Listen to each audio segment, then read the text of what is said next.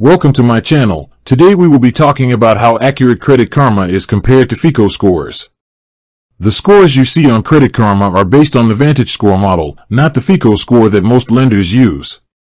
While both scores range from 300 to 850 and use similar information like payment history and credit utilization, they have key differences.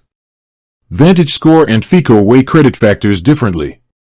For example, VantageScore can be more lenient for people with a shorter credit history, as it only requires 1 month of history to generate a score, whereas FICO requires at least 6 months.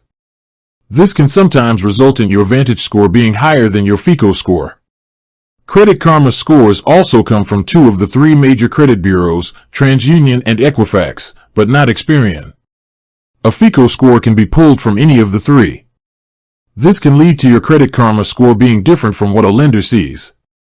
While your scores on Credit Karma may not be the exact score a lender uses, it's still a very useful tool.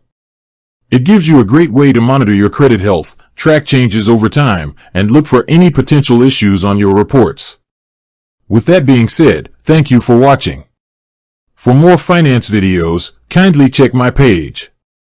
Please like, share, comment, and subscribe to my channel. Thank you.